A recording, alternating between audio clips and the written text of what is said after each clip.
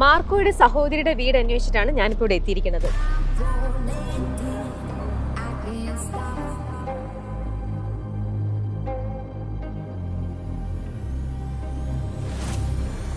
മാർക്കോയുടെ പെങ്ങൾ ഇവിടെ ഉണ്ട്. ഒരു ഡിഫറെന്റ് ആയിട്ടുള്ള ഒരു കൺസ്ട്രക്ഷൻ. ഇവിടെ ഇതാണോ തറവാട് വീട്? ഇതാണ് തറവാട്, അച്ഛൻ വെച്ച വീടാണ്. അപ്പൊ ശ്രീതേടൻ ജനിച്ചു വളർന്ന വീട്? ഞാൻ ജനിച്ചു വളർന്ന വീട് ഇതാണ്.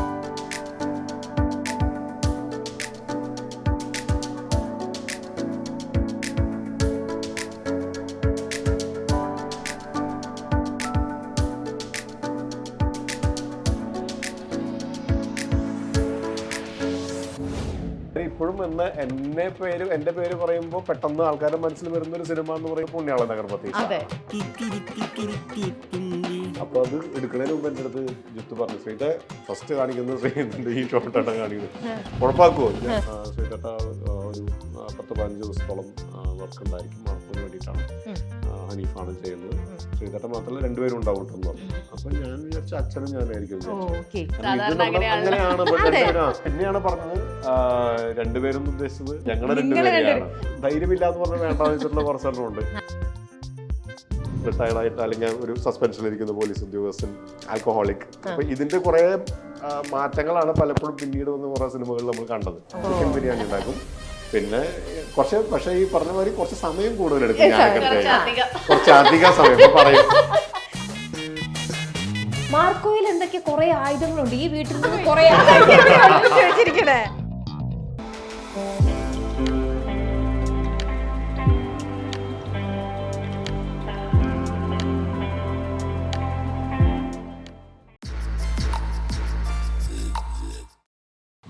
മാർക്കോയുടെ സഹോദരിയുടെ വീട് അന്വേഷിച്ചിട്ടാണ് ഞാനിപ്പോൾ ഇവിടെ എത്തിയിരിക്കുന്നത്. സഹോദരിയുടെ വീട് കണ്ടുപിടിച്ചു, അതിന്റെ മുമ്പിലാണ് ഞാൻ നിൽക്കുന്നത്. അപ്പോൾ welcome to AJD gold and diamonds presents milestone makers home tour. മാർക്കോയുടെ പെങ്ങൾ ഇവിടെ ഉണ്ട്. ഇങ്ങോട്ട് നമുക്ക് നോക്കാം, ഏതാ പെങ്ങൾ, ആരാണ്? മാർക്കോയുടെ സിനിമയിൽ കുറേ ആയുധങ്ങളെല്ലാം നമ്മൾ കണ്ടില്ലേ? ഈ വീട്ടിൽ നിന്നും കുറെ ആയുധങ്ങളൊക്കെ ആ സിനിമയിൽ ഉപയോഗിച്ചു എന്നൊക്കെ കേട്ടിട്ടുണ്ട്. ഹലോ, ദാ മാർക്കോയുടെ പെങ്ങൾ. ഹായ് സജിത. മൈക്ക് വെച്ചോളൂ ഐശ്വര്യപൂർണ്ണമായിട്ട്. ഹലോ ചേട്ടാ. ഹായ്. മൈക്ക്. സുഖമായിട്ടിരിക്കുന്നല്ലോ? 2 പേരും സുഖമായിട്ടിരിക്കുന്നു. ഭയങ്കര മനഃപൂർവ്വമാണല്ലോ നമ്മളെല്ലാരും തമ്മിൽ. മൈക്ക് വെക്കാമോ? അപ്പൊ നമ്മളെല്ലാരും പരിശുദ്ധത്തിന്റെ കളറാണ്. വൈറ്റ് വൈറ്റ് വൈറ്റ്, ഭയങ്കര മനഃപൂർവ്വമാണ്. നിങ്ങൾ പ്ലാൻ ചെയ്ത് തന്നെ ഇട്ടതാണോ? ഞാൻ വേണ്ടെന്ന് പറഞ്ഞു, ഒരുപോലെ ആവണോന്ന് ചോദിച്ചു. അല്ല അതങ്ങനെ ആയിക്കോട്ടെ എന്ന് പറഞ്ഞു. ഇത് പ്രതീക്ഷിച്ചില്ല. ഞങ്ങളെല്ലാം ഭയങ്കര ഞെട്ടിക്കലായിരിക്കും. നമുക്ക് ഇരുന്ന് സംസാരിക്കാം, അല്ലെ നമുക്ക് നടക്കണോ? നടക്കാൻ മാത്രമേ ഇവിടെ. ബ്യൂട്ടിഫുൾ ഹൗസ്, ഒരു ഡിഫറെന്റ് ആയിട്ടുള്ള ഒരു കൺസ്ട്രക്ഷൻ. ഇവിടെ ഇതാണോ തറവാട് വീട്? ഇതാണ് തറവാട്, അച്ഛൻ വെച്ച വീടാണ്. അപ്പൊ ശ്രീതേടൻ ജനിച്ചു വളർന്ന വീട്? ഞാൻ ജനിച്ചു വളർന്ന വീട് ഇതാണ്. ഓക്കെ. അപ്പൊ ഇവിടെ വീട് കണ്ടോണ്ട് നമുക്ക് കുറച്ച് ഇപ്പൊ ഏറ്റവും ലേറ്റസ്റ്റ് ആയിട്ട് വിശേഷം പറയാനുള്ളത് മാർക്കോ തന്നെയാണ്. മാർക്കോയില് നിങ്ങളെ 2 പേരെയും കൂടെ ഒരുമിച്ച് കണ്ടിരിക്കുന്നു. ശ്രീതേടന്റെ വൈഫായിട്ട് അഭിനയിച്ചിരിക്കുന്നത് ശരിക്കും റിയൽ വൈഫ് തന്നെ റിയൽ ലൈഫിലേക്ക് വന്നു. മാർക്കോയുടെ സിസ്റ്റർ, ആ ഒരു വിശേഷത്തിൽ നിന്നും നമുക്ക് ബാക്കിലേക്ക് സംസാരിച്ചു പോവാം. ഓക്കെ. അപ്പൊ അതിന്റെ കൂടെ നമുക്ക് വീടും കണ്ടു പോവാം. ഇവിടെ നല്ല ഒരു കളർ കോമ്പിനേഷൻ, വൈറ്റ് മസ്റ്റേർഡ് കളറിലാണ്. ഇത് ഫുൾ അങ്കിളിന്റെ ഉണ്ടാവും, അതേപോലെ നിങ്ങളുടെയും ഒക്കെ കൂടെ മിക്സ് ചെയ്താണോ എല്ലാം വെച്ചിരിക്കുന്നത്? എല്ലാവരുടെയും കൂടെ ഞങ്ങൾ 2 പേരും ഉണ്ടായിരുന്നു. അപ്പൊ അങ്ങനെ എല്ലാം കൂടി മിക്സ് ചെയ്തിട്ടാണ്. ഓക്കെ. ഇതിപ്പോ റീസെന്റ്ലി എടുത്തതാണോ? ഒരു 2 വർഷമായി. ഓക്കെ. അങ്കിള് സുഖമായിട്ടിരിക്കുന്നു? ഇപ്പൊ എവിടെയാ? ഈ വീട്ടിലുണ്ടോ? അല്ല, അച്ഛൻ ചേട്ടന്റെ വീട്ടിലാ. തൃശ്ശൂർ ടൗണിൽ തന്നെ ചേട്ടന്റെ വീടുണ്ട്. അപ്പൊ അവിടെയാണ്. അപ്പൊ അച്ഛന് കുറച്ച് കൃഷിയും പരിപാടികളൊക്കെ ഉണ്ട്. ഞങ്ങള് ഇവിടെ അധികം ഇല്ല. ഇവിടെയും പിന്നെ ടൗണില് കുട്ടികളുടെ സ്കൂളിന്റെ അടുത്തൊരു ഫ്ലാറ്റ് ഉണ്ട്. അപ്പൊ അവിടെ ഫ്ലാറ്റിലാണ് കൂടുതലായിട്ട്. ഇവിടെ ഇടയ്ക്ക് വരും, ഇവരിടയ്ക്ക് വരും, വൃത്തിയാക്കി പോവും. അതുപോലെ തന്നെ അടുത്ത് നമുക്ക് തൊട്ടപ്പുറത്ത് തന്നെ അതിന്റെ ഔട്ട് ഹൗസിൽ നമ്മളൊരു ചെറിയ ഇവര് നടത്തുന്ന ഒരു ചെറിയ സ്റ്റിച്ചിങ് പരിപാടിയുണ്ട്. അപ്പോ അതിന്റെ കാര്യങ്ങളായിട്ട് വരും. അപ്പൊ എല്ലാം ഒന്ന് വൃത്തിയാക്കി വെച്ചിട്ട്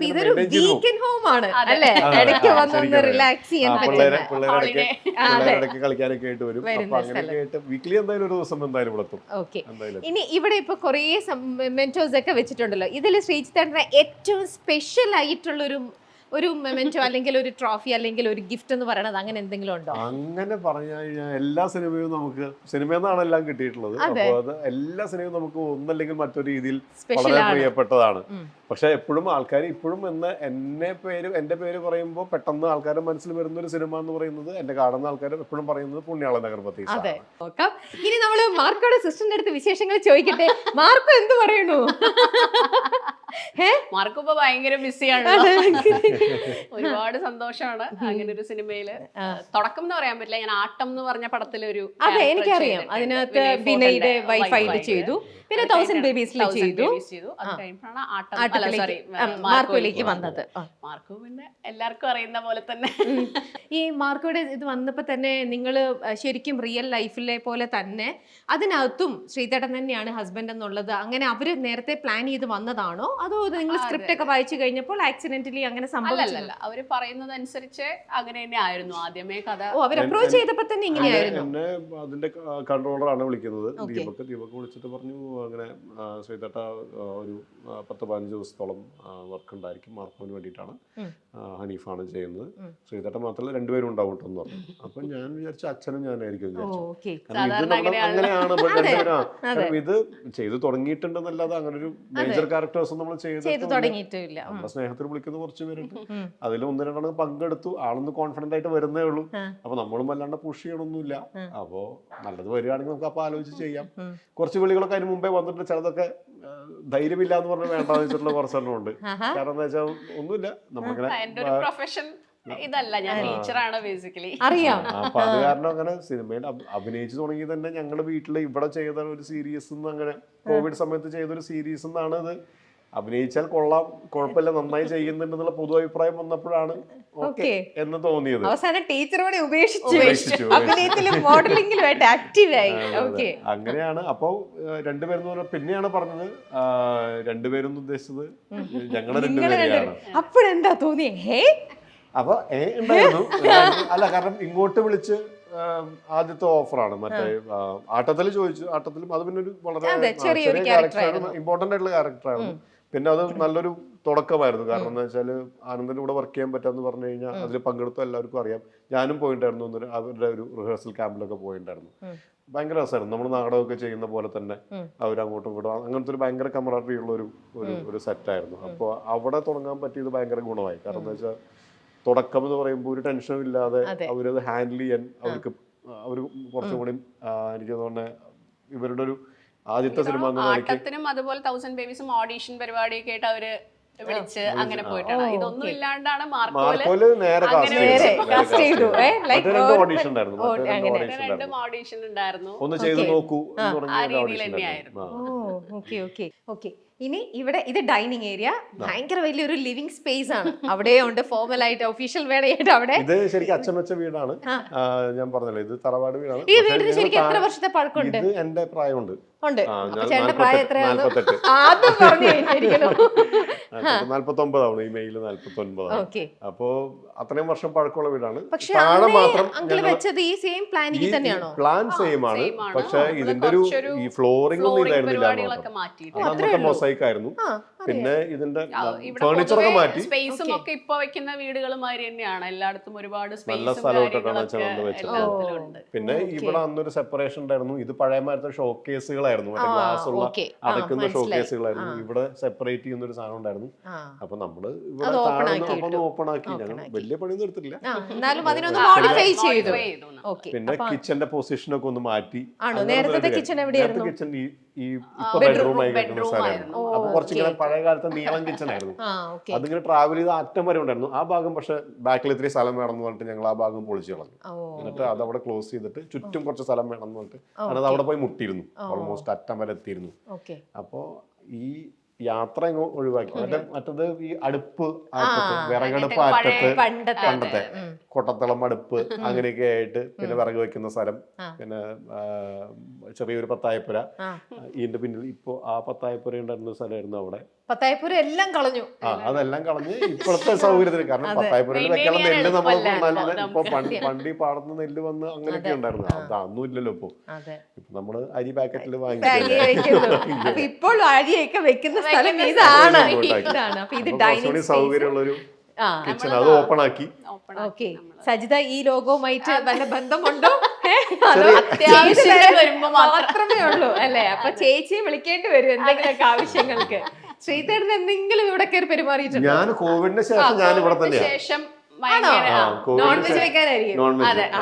ഇവര് കയറി ചെയ്താൽ നോൺ വെജ്. പിള്ളേർക്ക് ഇഷ്ടം നോൺ വെജ് ആണ്, എനിക്കും ഇഷ്ടം നോൺ വെജ് ആണ്, ഇവർക്കും നോൺ വെജ് ആണ് ഇഷ്ടം. അപ്പൊ പിന്നെ നമ്മള് വെച്ച് തുടങ്ങിയപ്പോ അത് രസകരമായി തോന്നി. അങ്ങനെ കുറേശ്ശെ ആ കോവിഡ് സമയത്ത് തുടങ്ങിയ പരിപാടികളാണ്. അതിങ്ങനെ പതുക്കെ മെച്ചപ്പെടുത്തി അത്യാവശ്യം വലിയ കുഴപ്പമില്ലാത്ത കുക്കായി മാറിയിട്ടുണ്ട്. ഏറ്റവും നന്നായിട്ട് ഉണ്ടാക്കുന്ന ചിക്കൻ കറിയുടെ പേരെന്താ? ചിക്കൻ ബിരിയാണി ഉണ്ടാക്കും. പിന്നെ പക്ഷെ ഈ പറഞ്ഞ മാതിരി കുറച്ച് സമയം കൂടുതൽ എടുക്കും. കുറച്ചധികം സമയം പറയും. രാത്രിക്ക് ബിരിയാണി കിട്ടും.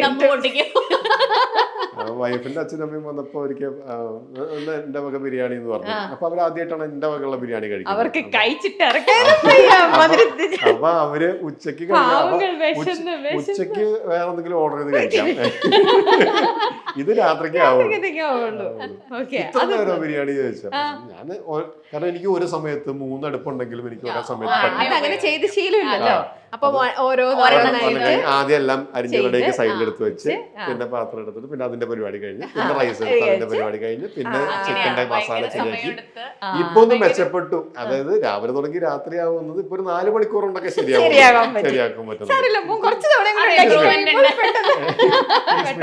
ഇച്ചിരി സ്പീഡ്. അതായത് 8 മണിക്ക് മറ്റേ ഏതോ ഒന്നാണ് ഒരു പരിപാടിയിൽ നമ്മുടെ മറമായത്തിലെ ആ ചേട്ടായിരുന്നു ഉറക്കം കുറവാന്ന് പറഞ്ഞിട്ടൊരു പരിപാടിയാണ്. അപ്പൊ പുള്ളി ഡോക്ടറെ അടുത്ത് ഉറക്കം കുറവാണ്, ഭയങ്കര പ്രശ്നമാണെന്ന്. അപ്പോൾ ഡോക്ടർ പറഞ്ഞു, അയ്യോ അത് എന്താണ് പ്രശ്നം, ഇപ്പൊ എത്ര നേരം ഉറങ്ങുന്നുണ്ട്? ഇപ്പൊ ഞാൻ രാത്രി ഒരു 11 മണിക്കൊക്കെ ഉറങ്ങി കഴിഞ്ഞാൽ പിന്നെ 7 മണിക്ക് എണീക്കുന്നുള്ളൂ. അപ്പൊ 7 മണിയാകുമ്പോഴേക്കും എണീക്കുന്നു, 7 മണി 8 മണിയാകുമ്പോഴേക്കും എണീക്കുന്നു. അയ്യോ അത് ഉറക്കം കുറവൊന്നുമല്ലോ, 8-9 മണിക്കൂർ ഉറക്കമില്ലേ, അതൊക്കെ ധാരാളമാണ് മനുഷ്യൻ. പുള്ളി ആണോ? പക്ഷെ ഞാൻ എന്താ വെച്ചാൽ 9 മണിക്ക് ഉറങ്ങി പിറ്റേ ദിവസം രാവിലെ 10 മണിക്ക് എണീക്കാറുള്ളൂ. അപ്പൊ അതിനെ അപേക്ഷിച്ച് ഉറക്കം കുറഞ്ഞു എന്നാണ് പറയുന്നത്. അപ്പൊ അതുപോലെ ബിരിയാണി നേരത്തെ അപേക്ഷിച്ച് 4 മണിക്കൂറായി ചുരുങ്ങിയിട്ടുണ്ട്.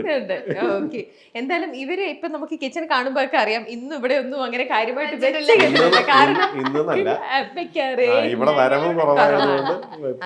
ഇവര് തൃശ്ശൂര് ടൗണിൽ തന്നെ ഒരു ഫ്ലാറ്റിലാണ് താമസം. അതുകൊണ്ട് ഇത് അവരുടെ ഒരു വീക്കെൻഡ് ഹൗസ് ആണ്. അപ്പൊ നമുക്ക് വീടിന്റെ ഇനി ഇവിടെ ഒരു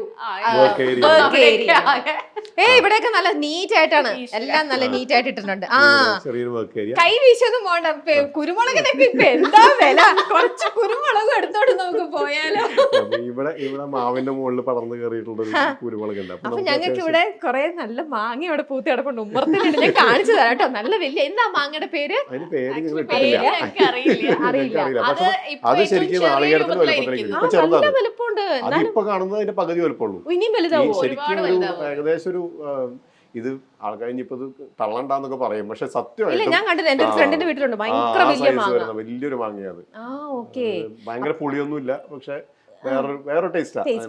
അപ്പൊ നമുക്ക് മാങ്ങ കൊണ്ടുപോകാം, കുരുമുളക് കൊണ്ടുപോകാം എല്ലാം. അതെ, ഇനി അടുത്ത് എന്തൊക്കെയാ മാങ്ങ തരാം. കുരുമുളക് കുറച്ചല്ലേ ഉള്ളൂ, അത് വില കൂടുതലല്ലേ. കുറച്ച്. ഇനി എന്താ, ഇനി ഇവിടെ എന്താ കാണാനുള്ളേ? ഈ താഴത്തെ ഫ്ലോറിൽ ഇത്രയും. പിന്നെ നമ്മുടെ 2 ബെഡ്റൂം ഉണ്ട്. ഈ റൂം ഇത് ഇവിടെയാണ് മറ്റേ നമ്മുടെ രണ്ടാമത്തെ ആള് ഡെലിവറി കഴിഞ്ഞിട്ട് കിടന്ന മുറിയായിരുന്നു. ഇങ്ങോട്ട് കേറാലോ. ഒന്നും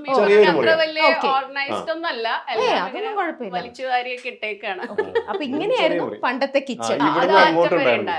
അപ്പൊ ഭയങ്കര ഡിസ്റ്റൻസിലാണ്. അപ്പൊ ഇവിടെ അടുപ്പ്, മറ്റേ ഗ്യാസ് അടുപ്പ്, പിന്നെ ഇവിടെ പത്തായപ്പുര, അത് കഴിഞ്ഞ് സ്റ്റോർ റൂം, പിന്നെ അങ്ങനെ ഇടയിൽ ഒരു ചെറിയ സ്പേസ്, ചെറിയ വർക്ക് ഏരിയ മാതിരി, അതിന്റെ അപ്പുറത്ത് അങ്ങേ അറ്റത്ത് വിറകുപുരയും വിറകടപ്പും ഒക്കെ ആയിട്ട് അങ്ങനെ അറ്റം വരെ ഉണ്ടായിരുന്നു. അപ്പൊ അത് അവിടെ വെച്ച് ക്ലോസ് ചെയ്തിട്ട് ഇതൊരു ചെറിയൊരു ബെഡ്റൂം ആക്കി മാറ്റിയിട്ട് മറ്റേ മറ്റേ കിച്ചൺ അങ്ങോട്ട് മാറ്റി. അതൊരു ബെഡ്റൂം ആയിരുന്നു, ഓ അതിനെ കൺവേർട്ട് മാറ്റി ചെയ്ത് കിച്ചൺ. അപ്പൊ എന്ന് വെച്ചാൽ അവിടെ നിന്ന് ആവുമ്പോ പുറത്തുനിന്ന് ആരെങ്കിലും വരുമ്പോഴൊക്കെ കാണാൻ കാണാനും അതെ ഇപ്പൊ ഇത് കുറെ കൂടെ കൺവീനിയന്റ് ആണ് അല്ലേ? നമ്മൾ ആൾക്കാർ കുറവാകുമ്പോ പറ്റാന്ന് വെച്ചാൽ നിറയെ ആൾക്കാരുണ്ടായിരുന്നു എപ്പോഴും വീട്ടില്. എന്റെ ചെറിയച്ഛനൊക്കെ ഇവിടെ തന്നെയാണ് താമസിച്ചിരുന്നത്. അപ്പൊ ഇഷ്ടംമാതിരി ആൾക്കാരുണ്ടായിരുന്നു, ജോയിന്റ് ഫാമിലി സെറ്റപ്പിലായിരുന്നു. ഒരാളും വൈഫും മോനും ഇവിടെ ഉണ്ടായിരുന്നു. ചേട്ടൻ ആഫ്രിക്ക പോകുന്നവരെ ഞങ്ങൾ എല്ലാവരും ഒരുമിച്ച് ഇവിടെയായിരുന്നു. അപ്പൊ എല്ലാ മുറികളിലും ആൾക്കാരും ആളനക്കും ശബ്ദവും ബഹളവും ഒക്കെ ഉണ്ടായിരുന്നു. ഇപ്പൊ എന്താ വെച്ചാൽ ആകെ ഒതുങ്ങി, ഞങ്ങൾ 4 പേരല്ലേ ഉള്ളൂ. അപ്പൊ അതങ്ങും ചെറുതായി. അപ്പൊ ഇത്രയും വലിയ സൗകര്യം ആവശ്യമില്ല. അപ്പൊ അത് മൊത്തത്തിൽ ഒതുക്കി അത്രേ ഉള്ളൂ. ഇനി ഇവിടെ താഴത്തെ ഫ്ലോറില് ഇവിടെ എന്താ ഈ ഡോറിൽ നിന്ന് ഇറങ്ങുമ്പോ കിണറ് അങ്ങനത്തെ. ഓ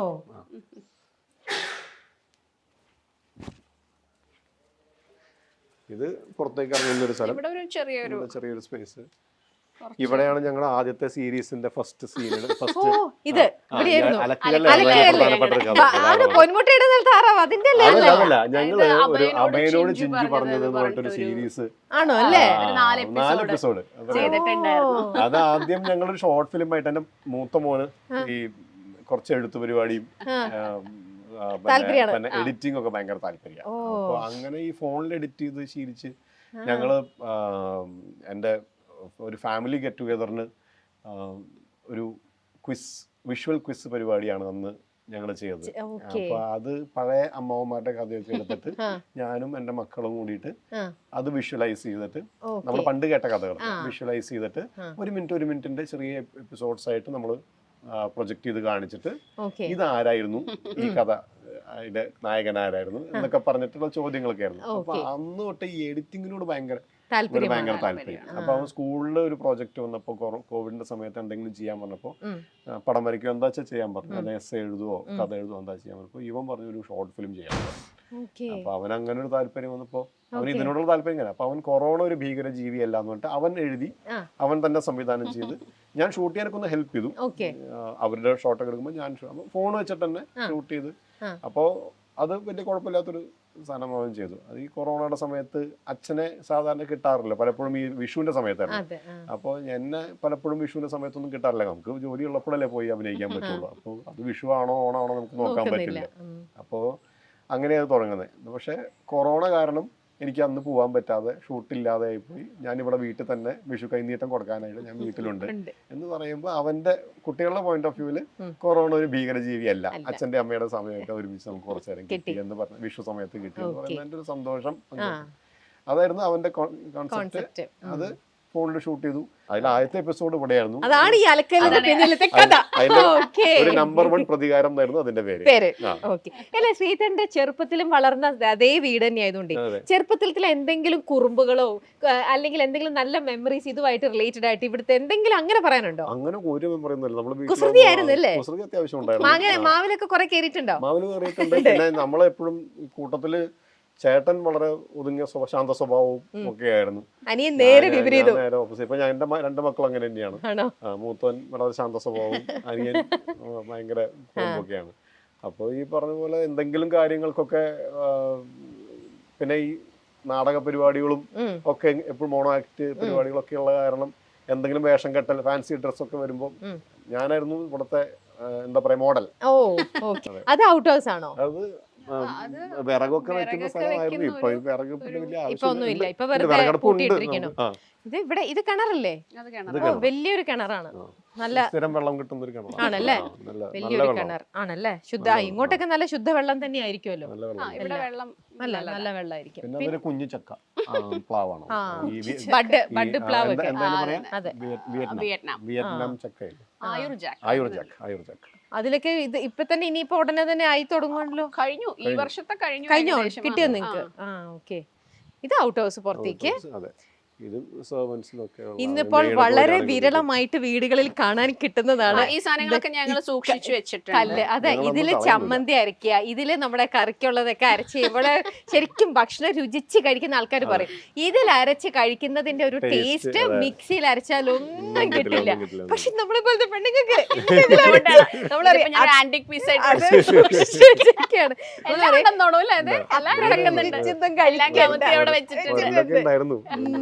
ഇതൊക്കെ എന്നാലും അതൊക്കെ കീപ്പ് ചെയ്തിട്ടുണ്ട്. ഇതൊക്കെ 2-3 റൂംസ് ഇത് ഞാൻ പറഞ്ഞില്ലേ, സ്റ്റോറേജ് ആയിട്ടൊക്കെ കീപ്പ് സ്റ്റിച്ചിങ് ചെയ്യും. പരിപാടികളൊക്കെ പിന്നെ ഉണ്ട്. സ്റ്റിച്ചിങ് അമ്മയുടെ പഴയ കൺസൾട്ടേഷൻ റൂം, അമ്മ ഡോക്ടർ അതെ. അപ്പൊ അമ്മയുടെ പഴയ കൺസൾട്ടേഷൻ റൂമാണ്. ഓക്കേ. അമ്മ പോയപ്പോ പിന്നെ അത് ഞാൻ അമ്മയ്ക്ക് ഭയങ്കര ആഗ്രഹമായിരുന്നു ഞാനിങ്ങനെ ഡിസൈനിങ് പരിപാടികളൊക്കെ, ഞാൻ എന്റെയൊക്കെ ഓൺ പരിപാടികളായിരുന്നു പണ്ട് തൊട്ടേ. അപ്പൊ അമ്മ എപ്പോഴും പറയാം അങ്ങനെ വല്ലതും തുടങ്ങിക്കൂടെ ചെയ്തൂടെ. അപ്പൊ അങ്ങനെ അമ്മ പോയി കഴിഞ്ഞപ്പോ അമ്മയുടെ ആ സ്ഥലം ഏറ്റെടുത്തിട്ട് അവിടെ ചെറിയ തുന്നൽ പരിപാടികളൊക്കെ ഡിസൈനിങ് കാര്യങ്ങളൊക്കെ ആയിട്ട്. ഓക്കെ, അപ്പൊ ആ ഔട്ട് ഹൗസ് അങ്ങനെ അവരത് യൂസ് ചെയ്യുന്നുണ്ട്. പിന്നെ ഞാൻ നേരത്തെ പറഞ്ഞില്ലേ മാങ്ങ, അവിടെ നമ്മൾ നല്ല മാവ് കൊണ്ട് അതിൽ കുറച്ച് തുടങ്ങിയിട്ടേ ഉള്ളൂ. ഇതിൽ കുറേ മാങ്ങ ഉണ്ടായി കിടക്കണ്ട ഓൾറെഡി. ജ്യൂസ് അടിക്കുന്ന മാങ്ങ ഈ മാവിലാണ്. ആണോ? അത് ഈ കോവിഡ് കാലത്ത് ഇത് തന്നെ എന്നും മാങ്ങ ജ്യൂസ്. അച്ഛൻ അതുകൊണ്ട് സ്വീറ്റ് ഒക്കെ ഉണ്ടാക്കും, ഭയങ്കര രസമുള്ള സ്വീറ്റ് ഒക്കെ ഉണ്ടാക്കും. ഇത് ഒരുപാട് വലുതാവുന്ന മാങ്ങ. ഇവര് പറയുന്നത് കണ്ടോ, ഇത് വളരെ ഇതിന്റെ ഇരട്ടിയാവും കറക്റ്റ്. ഒരു തേങ്ങയുടെ ഒക്കെ ഒരു സൈസ് വരും. അപ്പൊ ഇന്ന് കൊണ്ടുപോകുന്നില്ല, അത് കുറച്ചും കൂടെ ഒന്ന് വലുതാവട്ടെ. അടുത്ത പ്രാവശ്യം ഞങ്ങൾ തൃശ്ശൂർക്ക് വരുമ്പോൾ ഇതങ്ങ് കൊണ്ടുപോവാ. അല്ല, എന്തായാലും നോക്കി നോക്കൂ കൊണ്ടുപോയിട്ട്. പുളിയില്ല ആണല്ലേ? പുളിയില്ല. ഏത് സൈസ് ഉള്ളതുണ്ട്, പക്ഷെ എന്തായാലും വീടിന്റെ മുറ്റത്ത് നല്ലൊരു മാവ് എന്നൊക്കെ പറയുമ്പോ അതൊരു പ്രത്യേക ഒരു ഐശ്വര്യമാണ്, അതിനൊരു പ്രത്യേക ഒരു ഭംഗി തന്നെയാണ്. ഇത് വേറൊരു മാവുണ്ട് ഈ വീട്ടിൽ, നിറയെ മാവാണ്. അതെ, ചുറ്റിനും നിറയെ മാവാണ്. വ്യത്യസ്തമായ മാങ്ങകൾ കിട്ടും. ഒരു പ്രിയൂര്, ഒരു മൂവാണ്ടൻ, പിന്നെ ഇത് പേരറിയാത്തത്, അതും പേരറിയാത്തത്. ഓക്കെ, അതും വേറെ നല്ല ടേസ്റ്റ് ആണ്. ഓക്കെ, അപ്പൊ അങ്ങനെ ഇതൊക്കെയാണ് നമ്മുടെ ഈ വീടിന്റെ പ്രിമൈസസ്. ഇനി നമുക്ക് വീടിനകത്തേക്ക് കേറിയിട്ട് ഒന്ന് മേളിലേക്ക് കയറാം. അതൊന്നും സാരില്ല, നമ്മൾ ഓൾറെഡി പറഞ്ഞു അവരുടെ അടുത്ത്, നമ്മൾ എക്സ്ക്യൂസ് എടുത്ത് വെച്ചിട്ടുണ്ട്. അത്രയ്ക്ക് പ്രതീക്ഷിക്കില്ല, അത്രയ്ക്ക് മോശം. അതൊന്നും താഴെ ഞാനൊന്നും പറഞ്ഞില്ലല്ലോ. അതൊന്നും കുഴപ്പമില്ല. മുകളിലെന്താ വെച്ചാൽ ഞങ്ങള് മുമ്പ് ചെയ്ത അച്ഛൻ ചെയ്ത വെച്ച അതേപോലെ തന്നെയാണ്, ഒന്നും മാറ്റിയിട്ടില്ല. ഇവിടെ ഒരു ബെഡ്റൂം കൂടി ഉണ്ട്. ഇത് അമ്മയുടെ ഫോട്ടോ കണ്ടു, കാണിക്കാമോ?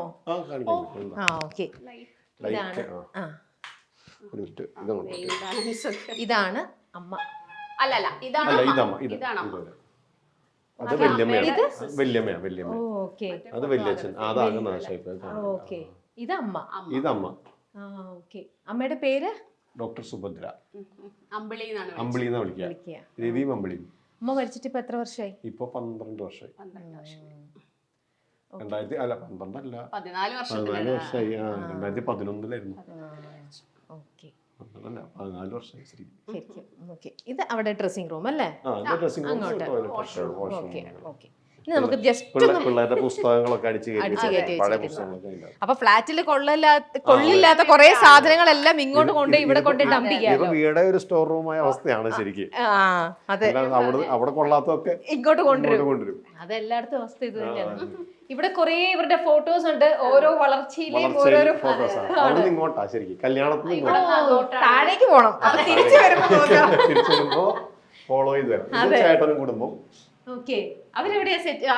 ആഫ്രിക്കയിലാണ്, ബോട്സ്വാനയിലാണ്, കെനിയയിലും ബോട്സ്വാനയിലായിട്ടാണ്. അവർക്ക് 3 കുട്ടികള്. ട്വിൻസാ. മോളത്തെ എണ്ണം ട്വിൻസാ. ഇയാളിപ്പോ UK എത്തി. താഴെയുള്ള മൂത്താള്. ഇതാണ് അച്ഛൻ്റെ അച്ഛനും അമ്മയും. ഇതാണ് നേരത്തെ കണ്ടല്ലേ, അവര് അച്ഛന്റെ ചേട്ടനും അമ്മയുടെ ചേച്ചിയോ. അങ്ങനെ പണ്ട് കാലത്ത് അങ്ങനെ കല്യാണം കഴിക്കുമായിരുന്നു. പൂജാ റൂം ഇവിടെയാണ്. ഇവിടെ ആകെ മെസ്സിയാണ്. അതൊന്നും ഒരു കുഴപ്പമില്ല, അതൊന്നും സാരില്ല. അങ്ങനെയൊന്നും അത്ര എടുക്കില്ല, ക്ലീൻ അങ്ങനെയൊന്നും വരില്ല. ഇവര് ലൈറ്റ് ആയിട്ട് ഇങ്ങനെ വെട്ടിക്കളയുള്ളൂ, അതൊന്നും കുഴപ്പമില്ല. എല്ലാവരുടെയും വീട്ടിൽ വരുമ്പോ ഇങ്ങനെയൊക്കെ തന്നെ ഉണ്ടാവും. അതാണ് വീടാക്കുന്നത് കുറച്ച് കണ്ടന്റ്. ഓക്കെ, ഇവിടെ നമുക്ക് ഇത് ശ്രീജിത്തേട്ടന്റെ ഉണ്ടാവും,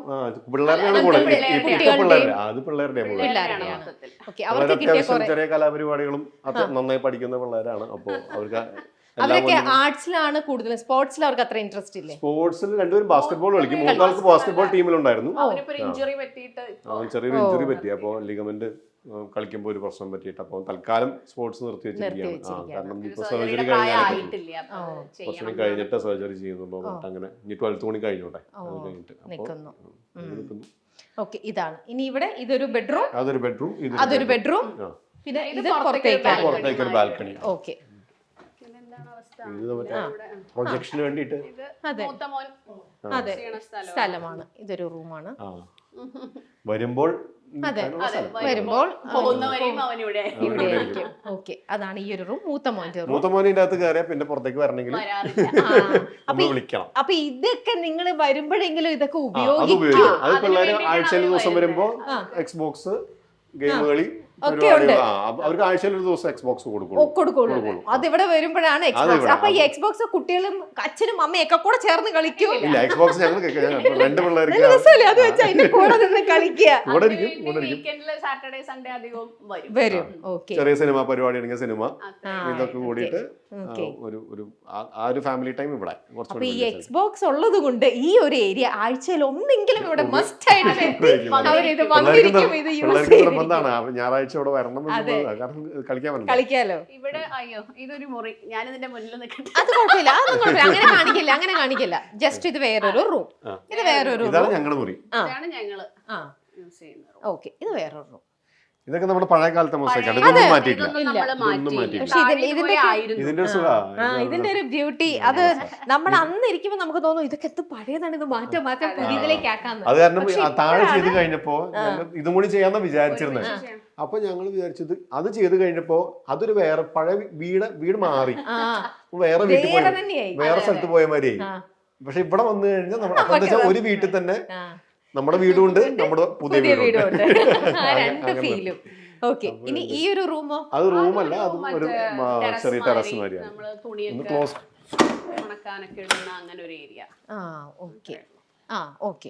വാഷിംഗ് മെഷീൻ പരിപാടികളൊക്കെ പുറത്തേക്കുള്ള ഒരു ഇവിടെയും ചെറിയൊരു ടെറസ് ഉണ്ട്.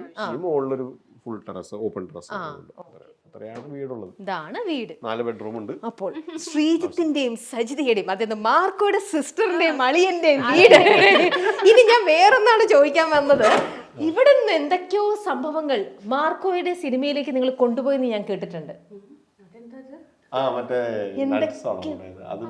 എന്താ മാർക്കോയിൽ എന്തൊക്കെ കുറെ ആയുധങ്ങളുണ്ട്. ഈ വീട്ടിൽ നിന്ന് കുറെ ആയുധങ്ങളല്ല ഈ വീട്ടിൽ നിന്നും കൊണ്ടുപോയി, അതൊക്കെ ഇവിടെ ഒളിപ്പിച്ച് വെച്ചിരിക്കണേ. ഞാൻ വിചാരിച്ചു ബോട്സ്വാനയിൽ കുറച്ച് നട്ട്സ് കൊണ്ടുവന്നേസും മുന്തിരി കൂടി ചേർന്നൊരു സാധനം ഉണ്ട്. അപ്പൊ അത് ഞങ്ങൾ കൊണ്ടുപോയിരുന്നു. ആയുധങ്ങളൊന്നും കൊണ്ടുപോയിട്ടില്ല. ഈ ഒരു പെങ്ങളും പെങ്ങളുടെ ഇവിടെ ആകെയുള്ള ആയുധം ഈ നാക്ക് മാത്രമേ, ഈ 2 നാവുകളാണ്. അപ്പൊ ശ്രീതേട്ടൻ പറഞ്ഞു കേട്ടല്ലോ, അവിടെ നിന്നാണ് കല്യാണം കഴിഞ്ഞിട്ടുള്ളവരുടെ യാത്ര ഇവിടെ വന്ന് നിൽക്കുകയാണ്. ഇനി വലുതായി പിള്ളേര്, പക്ഷെ അത് കഴിഞ്ഞിട്ട് പിന്നെ ഫോട്ടോ നമ്മള് എടുത്തില്ല. ഇവിടുന്ന് പോയല്ലേ. അല്ല, ഭിത്തിയില്ല, ഇവിടെ വരെ വന്നു, ഭിത്തിയും തീർന്നു. ഇങ്ങോട്ട് നീട്ടി അടിക്കണം. അതെ, ഇങ്ങോട്ട് അടിക്കേണ്ടി വരും. ഓക്കെ, ഇനി മാർക്കോയുടെ പെങ്ങളുടെ അടുത്ത് ഒരു കാര്യം കൂടെ ചോദിക്കട്ടെ. ഒട്ടും വിചാരിക്കാണ്ട് മാർക്കോ എന്ന് പറഞ്ഞ സിനിമ വന്നു, അതിൽ ചെയ്തു. എന്നാലും ഉണ്ണിയുടെ സിസ്റ്ററായിട്ട് ചെയ്യുന്നു, സ്വന്തം ഭർത്താവ് തന്നെ കൂടെ നിന്ന് ചെയ്യുന്നു, സ്ക്രീൻ അഭിനയിക്കുന്നു. അപ്പൊ ആ ഒരു എക്സ്പീരിയൻസ് അതെങ്ങനെയായിരുന്നു? ഭയങ്കര ചമ്മലുണ്ടായിരുന്നോ, അത് ടെൻഷനായിരുന്നോ, എങ്ങനെയായിരുന്നു? ഇല്ല, എനിക്ക് തോന്നുന്നു എന്റെ ആദ്യത്തെ സീൻ എന്ന് പറയുന്നത് സിദ്ദിഖയുടെ കൂടെയായിരുന്നു. ആ സമയത്ത് എനിക്ക് നല്ല ടെൻഷനായിരുന്നു. കാരണം ഇത്രയും ഒരു സീനിയർ ആക്ടറുടെ കൂടെ നമ്മളെ ഫസ്റ്റ് സീൻ അതാണ് എടുക്കുന്നത്, എന്റെ ഫസ്റ്റ്. അപ്പൊ ആ സമയത്ത് എനിക്ക് നല്ലപോലെ, അപ്പോഴാണ് ഞാൻ ശരിക്കും പറഞ്ഞു കഴിഞ്ഞാൽ അഭിനയത്തിന്റെ ടെൻഷൻ എന്താണ് അറിഞ്ഞത്. അതെ, കാരണം വെച്ചാൽ അതിനു മുമ്പ് നമ്മള് വീട്ടില് ഈ പറഞ്ഞ മാതിരി ചെറിയ ഷോർട്ട് സീരീസ് പരിപാടികളൊക്കെ ചെയ്തിരുന്നു. പിന്നെ ആട്ടത്തിലാണെങ്കിലും അതൊരു വർക്ക്ഷോപ്പ് മാതിരിയൊക്കെ നടത്തി നമ്മൾ കുറച്ചും കൂടി കംഫർട്ടബിൾ ആയിരുന്നു. പിന്നെ ചെയ്ത് 1000 Babies ആണ്. അവിടെയും ഈ പറഞ്ഞ മാതിരി അത്ര വലിയൊരു ടെൻഷൻ ഒന്നും ഫീൽ ചെയ്യുന്നില്ല.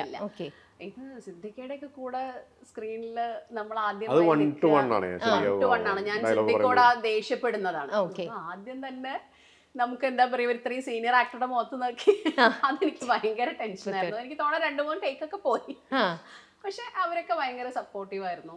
സിദ്ദിഖ ലാസ്റ്റ് അതിലെത്തി പറഞ്ഞ ഇപ്പൊ ട്രാക്കിൽ വീണു, പഠിച്ചു, പണി പഠിച്ചു. ഓക്കെ, പിന്നെ ഉണ്ണിയായിട്ടുള്ള ഒരു നല്ലൊരു മെമ്മറീസും കൂടെ ഷെയർ ചെയ്യൂ. ഉണ്ണിയെ കുറെ നാളുകളായിട്ട് പരിചയമുണ്ട്. ഞാൻ ഇവർ ഒരുമിച്ച് കുറെ സിനിമകൾ ചെയ്തിട്ടുണ്ട്. പിന്നെ എനിക്ക് തോന്നുന്നു 7ാം സൂര്യൻ എന്ന് പറഞ്ഞിട്ട് ഉണ്ണിയുടെ ഫസ്റ്റ് മൂവിയാണ് ആ സമയത്ത്, ഒരു 10-16 വർഷങ്ങൾക്ക് മുമ്പ്. അപ്പൊ ആ സമയം തുടങ്ങിയ ഉണ്ണിയെ കണ്ടും പരിചയമൊക്കെ ആയിട്ട് അറിയാം. ഈ പറഞ്ഞ മാതിരി അങ്ങനെ ഒരു ടെൻഷൻ തരുന്ന ഒരാളൊന്നുമല്ല, വളരെ ഫ്രണ്ട്ലി ആണ്. അപ്പൊ ഒരുപാട് സന്തോഷമായി, കാരണം ഉണ്ണിയുടെ സിസ്റ്റർ ആയിട്ട് വിളിച്ചു എന്നുള്ളത്. താങ്കൾ ഇപ്പൊ അന്വേഷിക്കാറുണ്ട് ഇടയ്ക്കെങ്കിലും? താങ്കളിടയ്ക്കൊക്കെ മെസ്സേജ് അയക്കാറുണ്ട്. ഞാൻ പറയാം എവിടെയെങ്കിലൊക്കെ പെങ്ങളെ ആവശ്യം വിളിക്കണം, പെങ്ങളുടെ സീറ്റ് വേക്കന്റ് ആണെങ്കിൽ കൺസിഡർ ചെയ്യണം. അപ്പൊ അങ്ങനെ നമുക്ക് കൂടുതൽ വിശേഷം കാര്യങ്ങളും ഒക്കെ ആയിട്ട് നമുക്ക് ഈ ഒരു ഹോം ടൂർ സെഷൻ നമുക്ക് ഇവിടെ മൈൻഡ് ചെയ്യാം. എന്നിട്ട് നമുക്ക് ബാക്കി വിശേഷങ്ങൾ കാര്യങ്ങളൊക്കെ ഡീറ്റെയിൽ ആയിട്ട് നമുക്ക് അടുത്ത സെഗ്മെന്റിലേക്ക് നമുക്ക് പോവാം. ഓക്കെ, അപ്പോൾ ഈ വീട് മനോഹരമായിട്ട് ഇതേപോലെ തന്നെ നിങ്ങൾ കീപ്പ് ചെയ്യൂ. നല്ല ഭംഗിയായിട്ട് വെച്ചിട്ടുണ്ട്. ഇതേപോലെ തന്നെ വീട് നല്ല രീതിയിൽ തന്നെ മെയിൻറ്റെയിൻ ചെയ്യട്ടെ. അപ്പോൾ നമുക്ക് അടുത്ത സെഗ്മെന്റിൽ കാണാം കേട്ടോ. Okay, thank you.